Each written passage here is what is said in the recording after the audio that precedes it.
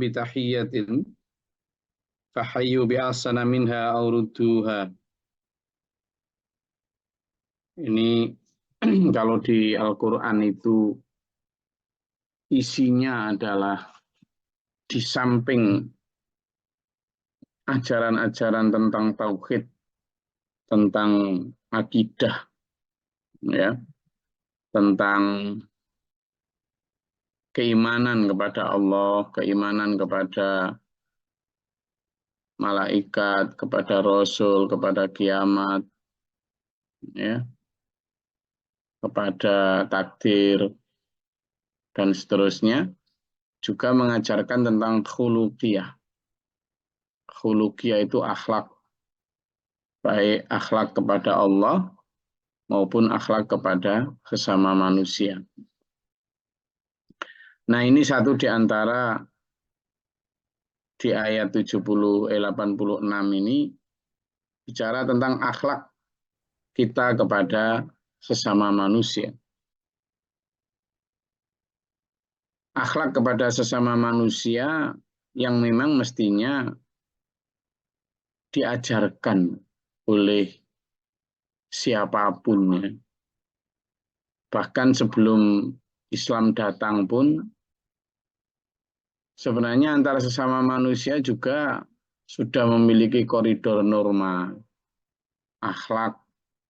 Cuma kadang memang ya itu tadi manusia lebih sering melanggarnya. Nah, di ayat ini disampaikan wa idza huyyitum bitahiyatin fahayyu bi ahsana minha aw rudduha. Jika kamu dihormati oleh seseorang, ya, baik hormat itu dalam bentuk penghormatan yang sifatnya perkataan maupun tindakan, maka sampean harus membalas dengan lebih baik atau setidaknya membalas yang sama. Ini etika, ya. Ini tata cara. Sekarang orang kebanyakan sudah tidak mempedulikan lagi etika. Sudah kehilangan rasa malu jika tidak punya etika. Yang penting kepentingan, yang penting nafsunya terturuti. Nah, etika di sini adalah bagaimana kita berhubungan sesama manusia. Bahkan di dalam surat Al-Qasas itu disebutkan, ahsin kama ahsanallahu ilaika. Kamu itu berbuat baiklah kepada sesamamu sebagaimana Allah berbuat baik kepadamu. Nah, kalau standarnya itu Allah berbuat baik kepada manusia, lah Allah itu didurhakai aja masih manusia dikasih rezeki, ya. Allah tidak ditaati, Allah dihina itu loh masih dikasih sehat. Manusia-manusia kafir, musyrik, munafik, dan seterusnya itu. Nah, iya tak? Coba lihat. Orang-orang yang kaya raya, yang Yahudi-Yahudi itu, ya tak? Mereka dikasih sehat, dikasih kaya, dikasih jaya. Padahal kayak si kemarin, si Arnold Schwarzenegger. Masih ingat nama Arnold Schwarzenegger? Siapa dia? Loh, siapa dia? Aktor ya, Gubernur California. Apa? aktor film. Bu Gusnul ngomong aktor. Satunya ngomong apa? Tadi siapa tadi? California tadi. Gubernur California, Gus. Ya, Juga dia pernah jadi gubernur. Aktor memerankan film apa coba? Komando, Gus. Apalagi? Terminator. Apalagi? Yang paling terkenal. Komando.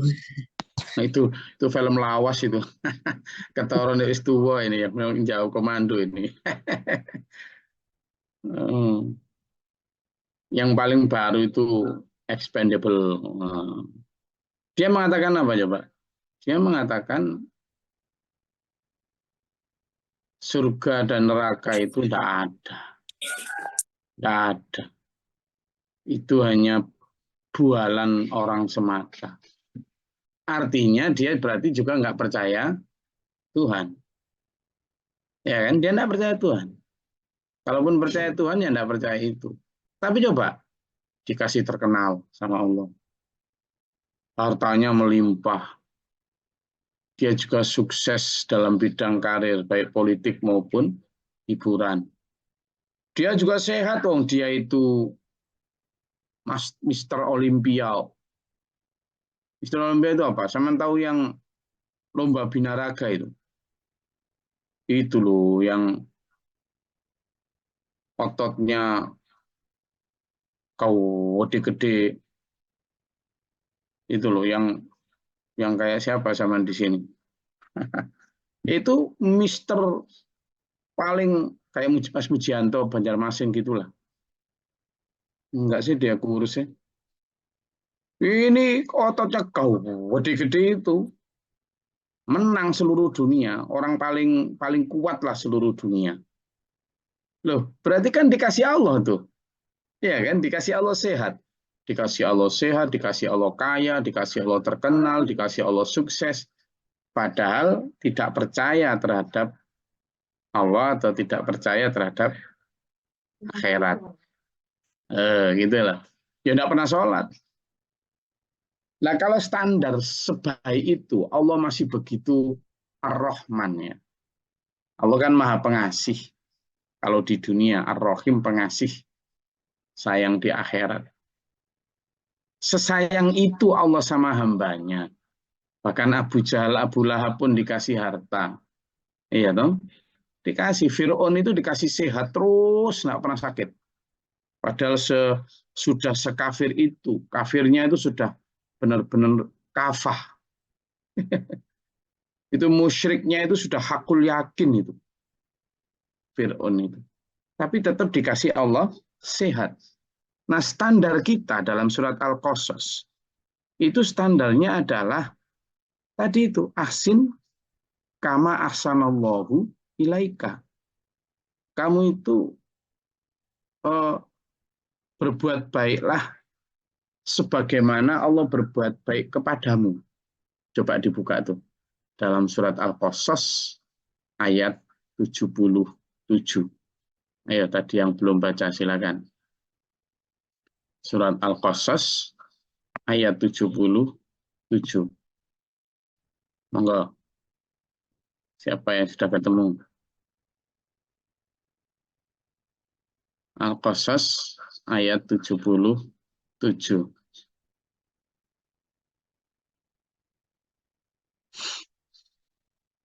Sudah ketemu? Pak Lidul? Atau siapa? Dari Palembang? Atau dari silakan Mas Habib. Bismillahirrahmanirrahim. Taud. Dan carilah pahala negeri akhirat dengan apa yang telah dianugerahkan Allah kepadamu. Tetapi janganlah kamu lupakan bagianmu di dunia dan akhirat.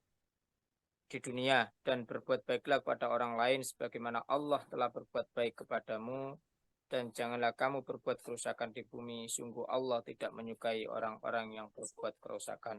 Nah, di samping Allah memerintahkan kita untuk merebut bagian kita di akhirat dengan tanpa meninggalkan bagian kita di dunia, artinya memprioritaskan akhirat tapi tidak dengan meninggalkan dunia, Allah juga perintah dalam konteks hubungan sesama manusia horizontal, kalau orang Bali bilang pawongan, habluminanas, Allah ternyata memberi standar ahsin kama ahsanallahu ilaika.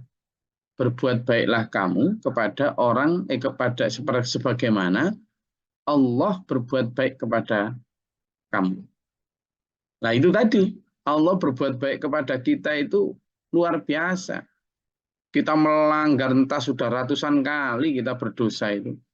Allah yang masih menerima saja pertobatan kita. Loh, dari sisi itu coba, ayo pelan-pelan. dari sisi Allah selalu menerima taubat kita. Berarti kan kita berdosa berkali-kali, tapi Allah tetap aja menerima taubat kita. Nah, kita lah berarti diperintah Allah untuk memaafkan orang meskipun orang itu berkali-kali melanggar. Kan gitu? Berkali-kali berbuat salah sama kita. Wes, sampai di situ dulu. Sampean kira-kira dan saya bisa nggak wal'afina 'anin nas sebagaimana surat Ali Imran ayat 134 itu untuk memaafkan sesama sebagaimana Allah mengampuni kita setiap kali kita minta ampun. Ayo.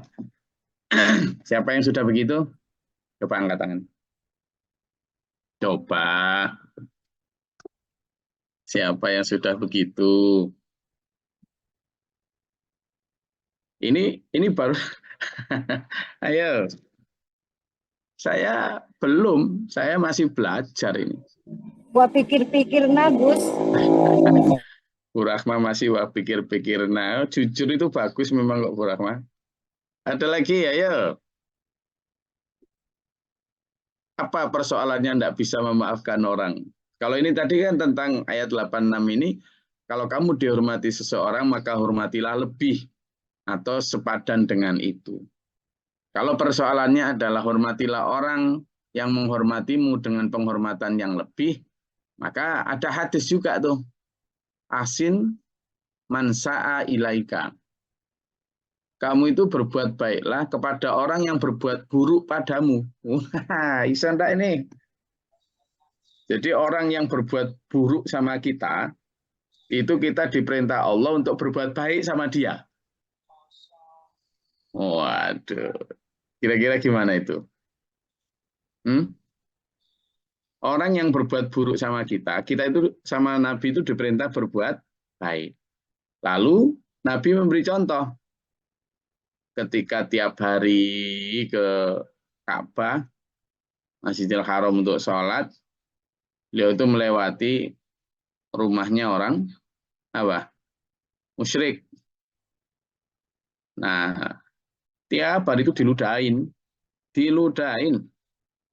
Bukan hanya didehemin, sama didehemin gitu ya seloro hati kan.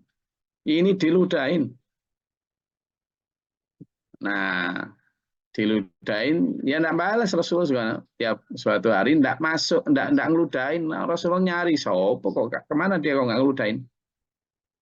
Ternyata sakit. Loh, Rasulullah pulang ngambil gawan oleh-oleh untuk jenguk orang sakit itu. Nah, itu bentuk asin mansa'a ilaika. Lalu bentuk memaafkan. Umar bin Khattab itu periode Mekah itu sepanjang hidupnya itu kemana-mananya bawa apa? Pedang untuk nyari Rasulullah, untuk dibunuh. Lah begitu menyatakan diri masuk Islam ya dimaafkan. Ketika sudah pindah ke Madinah, Khalid bin Walid itu panglima perang kaum musyrikin yang membunuh dan mengalahkan kaum muslimin di perang Uhud. Lah begitu masuk Islam ya dimaafkan sama Rasulullah. Wal'afina 'anin nas. Jadi jika ayat 86 ini bicara tentang kalau kamu dihormati orang, maka balaslah dengan penghormatan yang lebih auruduha atau sepadan dengan itu. Maka ada juga turunan dari ayat itu adalah kita berbuat baik kepada sesama itu. Satu diantaranya adalah yaitu tadi, memaafkan sesama. Kemudian itu tadi, berbuat baiklah dengan dasar seperti Al-Qasas 77 tadi, ahsin kama ahsanallahu ilaika. Berbuat baiklah kepada sesamamu sebagaimana. Kalau sebagaimana kan berarti pakai standarnya toh. Standarnya sebagaimana Allah berbuat baik kepadamu. Padahal seperti tadi saya sampaikan, Allah itu berbuat baik kepada kita itu saat kita bahkan tidak berbuat baik kepada Allah. Saat kita durhaka pun dikasih sehat. Saat kita tidak taat sama Allah pun dikasih rezeki. Kan gitu. Tadi saya contohkan orang-orang kafir musyrik yang durhaka, tidak percaya Allah pun dikasih kejayaan, dikasih kesuksesan, dikasih kesehatan, dikasih harta, dikasih keterkenalan. Nah, itu menunjukkan, nah kita bisa nggak begitu? Nah, nanti itu yang ayo kita diskusikan, ngobrol bareng. Ya, jadi itu wa idza itu. Innallaha kana ala kulli syai'in hasiba. Karena sungguhnya Allah itu maha penghisap, maha menghitung. Artinya apa? Kita itu diperintahkan juga untuk punya tahu balas budi. Ya, tahu balas budi. Apa maksudnya tahu balas budi? Kita diperintahkan Allah untuk selalu menghitung kebaikan orang kepada kita, tapi jangan menghitung kebaikan kita kepada orang.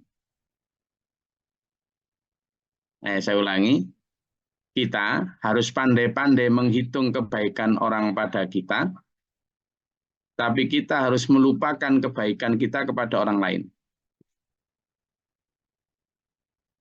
Itu. Jadi jangan dibalik. Nah, sekarang selama ini kan dibalik tuh. Kalau kebaikan kita sama orang kita hitung-hitung. Ingat banget. Lalu sering diungkit-ungkit. Tapi kalau kebaikan orang lain sama kita, lali. Nah, ini yang harus dibalik. Ayat ini mengajarkan kita untuk pintar-pintar menghitung kebaikan orang sama kita, lalu membalasnya dengan lebih baik. Sementara, jika ada orang lain berbuat buruk sama kita, kita justru harus melupakan. Kita harus melupakan. Nah, itu tadi dengan konsep wal afina aninnas, dengan konsep Allah itu selalu memberi ampunan selama kita bertobat, dengan konsep ahsin man sa'ailaika, hadisnya, kamu berbuat baiklah kepada orang lain sebagaimana Allah berbuat baik kepadamu. Nah, berarti kita ya harus membuat orang lain seperti hadis Nabi, wah Nabi diludahin pun tetap memaafkan. Seperti Allah berbuat baik kepada kita, ketika kita durhaka pun tetap diberi Allah rezeki sehat dan seterusnya. Allahu la ilaha illa huwa, tidak ada Tuhan selain Allah. Kalau baca ayat ini jangan dipotong di la ilaha ya, jangan. Misalnya Allahu la ilaha il Allahu Allah la ilaha, tidak ada Tuhan, jangan dipotong gitu. Ya, tapi sebisa mungkin Allahu Allah la ilaha illa huwa. Langsung lanjutkan illa huwa ya, jangan dipotong di la ilaha.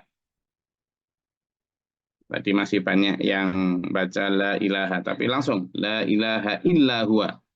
Tidak ada Tuhan kecuali Dia, ya. Ini ayo kita maknai lebih dalam dulu. Pemaknaannya adalah tidak hanya tidak ada Tuhan selain Allah, tapi lebih dari itu, tidak ada yang lebih aku prioritaskan kecuali kepentingan Allah. Tidak ada yang lebih aku taati dibanding ketaatanku kepada Allah.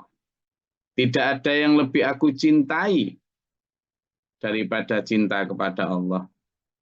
Tidak ada peraturan dan arahan yang lebih kuturuti lebih daripada aturannya Allah. Nah, gitu.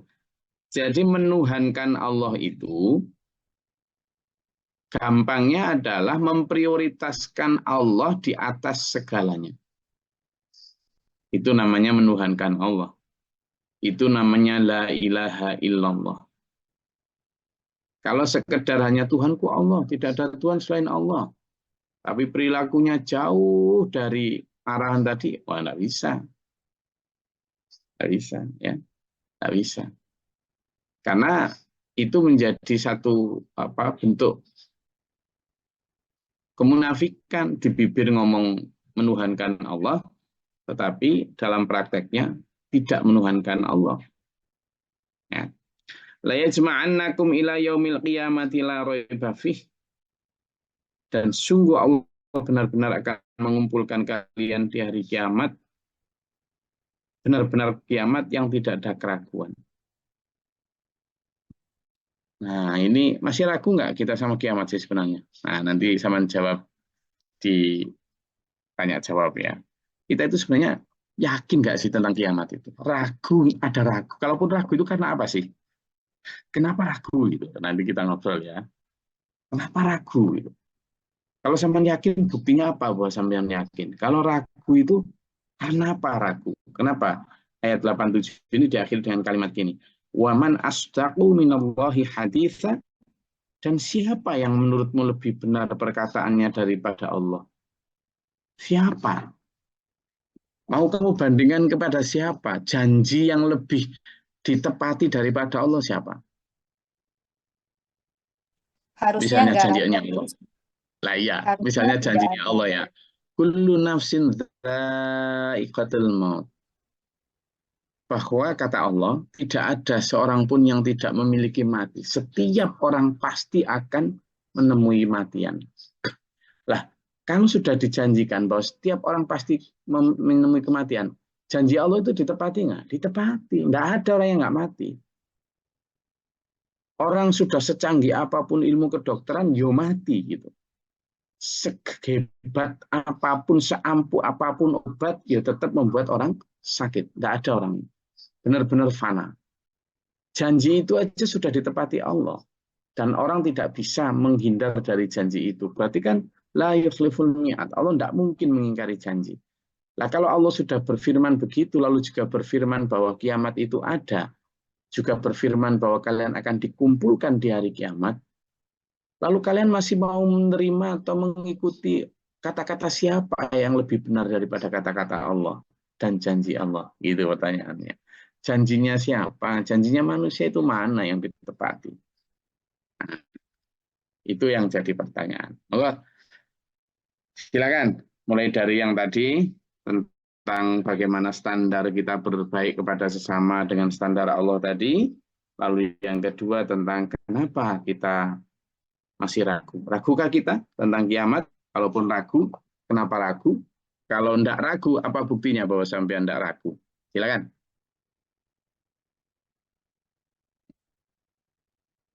Gus.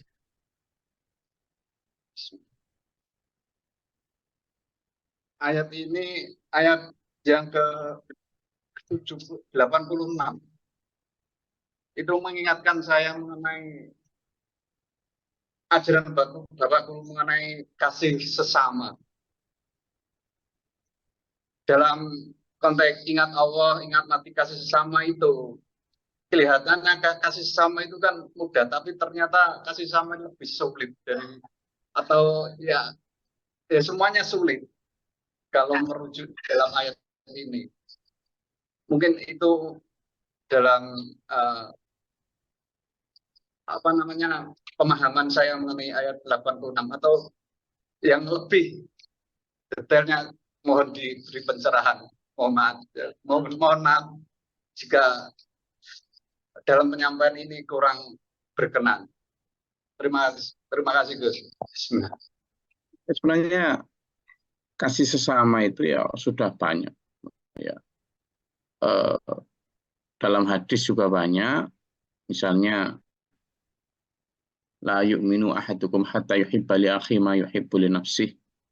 Bahkan standar iman pun dalam hadis itu jelaskan, belum disebut beriman kalian, wahai orang, sampai kamu itu menyayangi diri atau saudaramu.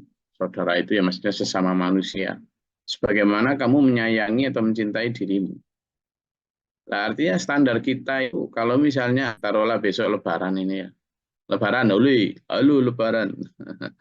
Biasanya orang kalau lebaran itu, lebaran apa yang rame ibu-ibu sama anak-anak? Yang rame apa? Sibuk apa? Sibuk kemana? Sebelum lebaran itu loh. Sibuk di Ke dapur, bikin toko kue, ke mall. ke toko baju. Nah, sampean kalau ke toko baju, milih baju untuk siapa biasanya? Milih siapa Mas Ya? Diri sendiri. Mana Mas Ya tadi itu? Mas Ya coba. Sampean kalau ke toko baju, milih baju untuk siapa? Kayak guya-guyu tak. Biasanya orang ya gitu wajarnya, milih baju ya untuk dirinya, untuk istrinya, untuk anaknya. Loh, ayat tadi menyatakan, Glory yo belum beriman kalau milih baju tapi hanya baju untuk dirinya sendiri. Harusnya kalau beriman itu standarnya milih baju ya, kamu milih baju untuk dirimu itu sebagaimana milih baju untuk orang lain. Oh, berarti kan gitu standarnya. Nah, ini kasih-kasih yang menurut saya, halo, suara saya masih dengar? Masih Dengar. Gus, masih. Ya. Dengar. Kok ada yang mengatakan suara saya hilang. Jadi ya. Jadi itu maka nongol hilang. Oh gitu. Ya kayak iman seseorang memang begitu juga, nongol hilang. Gitu. Jadi standar Allah itu jelas Mas ya. Kita itu kasih sayang kepada sesama itu menjadi standar keimanan. Dan itu yang harus kita kejar. Kalau memang kita ingin dianggap sebagai orang-orang yang beriman.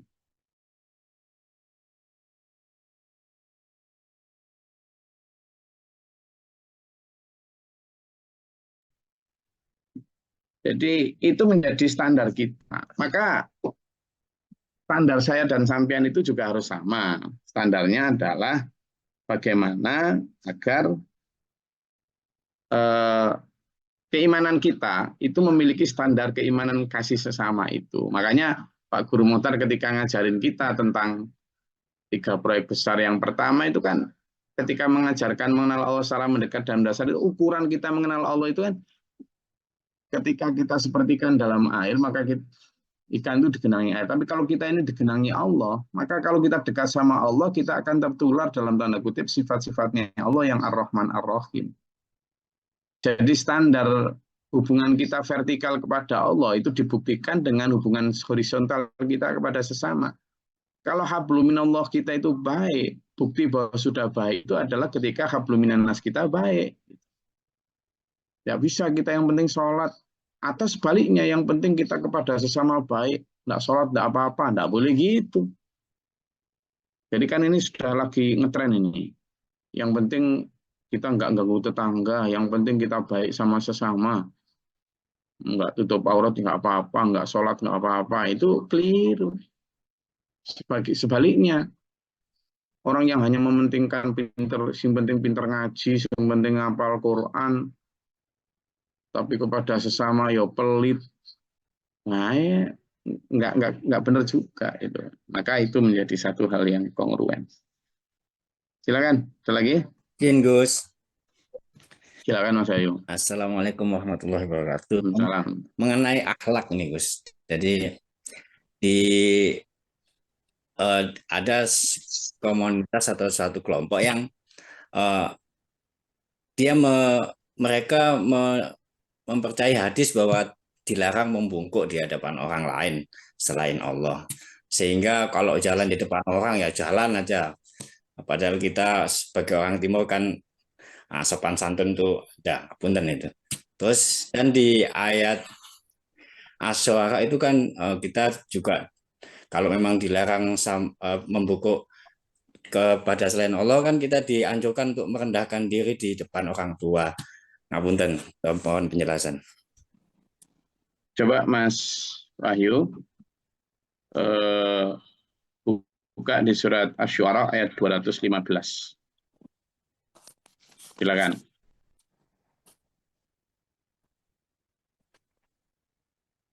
Asy-Syu'ara Mas Wahyu ayat 215. Ya, a'udzubillahi minasyaitonirrajim. Bismillahirrahmanirrahim. Dan rendahkanlah dirimu terhadap orang-orang yang beriman yang mengikutimu. Apunten. Ya. Jadi kalimat itu begini. A'udzubillahi minasyaitonirrajim. Wahfid janahaka. Ya. Wahfid janahaka limanit taba'aka minal mu'minin. Bahkan Rasulullah itulah yang harusnya layak dihormati ya. Layak dicium tangannya, layak untuk kita sangat sopan di hadapan beliau. Tapi Rasulullah bahkan diperintah Allah, wahfid rendahkanlah janahaka. Nah inilah pentingnya orang kalau membaca Quran atau baca hadis itu ngerti bahasa Arab ya. Kadang yang berpikir gitu tadi Pak Wahyu, misalnya enggak usah sopan-sopan pada sesama itu. Kita itu hanya kepada Allah. Kadang gitu ngajinya ya ngaji di apa gitu loh. Jadi ayat itu janahaka itu artinya apa? Sayap. Arti utama janaka itu apa? Sayap. Sayap itu kalau manusia itu adalah lengan. Jadi kalau sampean di Jawa atau di Indonesia lah, kalau kita permisi itu bagaimana caranya? Tangannya sebelah kanan dan bungkuk ke kanan ya, tak? Nah itu yang dimaksud. Ternyata itu ajaran Islam. Jadi kita permisi itu wafid janahaka. Di samping makna yang lebih luas adalah kita rendahkan hati kita, jangan sombong. Kita harus bersopan santun, bahkan kepada orang yang mengikuti kita. Adab menjadi seorang pemimpin itu kepada yang diikuti, yang mengikuti itu orang-orang beriman di manita ba'aka yang mengikutimu.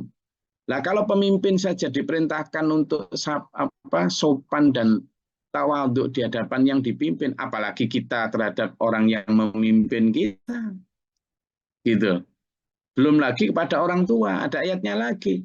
Kamu itu bersopan santunlah kepada orang tua, jelas Quran itu. Artinya itu bisa diambil kias bahwa kita itu juga harus bersopan santun kepada yang lebih tua, kepada guru kita, kepada itu. Dan itu bukan diartikan sebagai penyembahan, jauh. Gitu loh. Maka budaya mencium tangan tetap baik, budaya merendahkan sayap tetap baik, budaya untuk berbicara sopan tetap baik. Nah ini orang jadi kemudian nggak punya sopan. Katanya sopan kita itu cukup dengan Allah saja. Waduh, ini sudah kebablasan. Gimana sampean bisa sopan kepada Allah kalau sampean tidak sopan kepada sesama? Gitulah. Nah itu yang kadang-kadang kemudian habis sholat gitu lalu melewati sop-sop itu nggak pakai permisi. Ternyata katanya kita itu hanya sopan kepada Allah. Kalau sopan kepada sesama itu musyrik. Nah ini yang kebablasan. Ngajinya itu loh kurang jauh. Ya, jadi kalimat itu tadi itu wahfid dan rendahkanlah janahaka. Itu bermakna dua. Secara lahir itu adalah rendahkan sayapmu, lenganmu, sopanlah, permisilah. Itu. Bahkan di dalam surat As-Saff kemudian Al-Hujurat cuma Al-Qasas itu dijelaskan itu bagaimana tata cara untuk misalnya kamu itu kalau berbicara di depan Rasul jangan teriak-teriak, jangan keras suaranya. Gitu. Itu jelas. Wala tajhar sautik. Janganlah engkau keraskan suaramu. Itu bicara tentang sopan santun. Quran itu bicara tentang khuluqiyah juga. Banyak. Nggak tahu ngaji di mana yang nggak menganjurkan sopan santun seolah-olah sopan santun itu budaya feodal. Enggak. Sopan santun itu bukan hanya budaya Indonesia kerajaan. Enggak. Nah ini loh kadang yang kemudian, ya saya tahu Mas Wahyu, itu ada satu kelompok yang kalau sopan kepada sesama itu seolah-olah penghambaan kepada sesama. Enggak. Itu bicara tentang sopan santun. Bahkan Rasulullah pun pernah mencium tangan sahabat tuh. Ada hadisnya. Nah gitu loh. Jadi memang ya kita perlu doakan. Orang-orang yang kadang kolot seperti itu kita doakan saja. Kalau masih ngotot ya sudah. Tadi itu loh Mas Wahyu. Ahsin kama ahsanallahu ilaika. Kita kepada orang yang masih begitu ya kita tetap berbuat baik saja. Saya rasa itu kajian kita pada pagi hari ini. Insya Allah akan kita lanjut besok. Semoga bermanfaat dan berfaedah. Tetap semangat. Hari Senin, kalau sehat kita pakai puasa ya. Pakai latihan menjelang Ramadan juga. Di samping memang itu sunnah yang harus kita cicil sebagai tabungan kebaikan di sisi Allah. Semoga Allah memberikan kepada kita kesehatan jasmani rohani, dan diselamatkan dari serangan Dajjal, berikan Allah rezeki yang halal dan thayyibah untuk semua akhirat, dan diselamatkan dunia akhirat kita ila akhir hayat. Amin. Allahumma sholli wa sallim. Allahumma ighfir lil mu'minina wal mu'minat wal muslimin wal ahya'i minhum astaghfirullahaladzim. Allahumma ihdina fi man hadayt wa 'afina fi man afayt wa lana fi man tawallayt wa barik lana fi ma atayt wa qina syarra ma qadayt fa innaka taqdi wa la yuqda 'alaika wa inna ladunka. Astaghfiruka wa atubu ilaika. Sallallahu alaihi wasallam.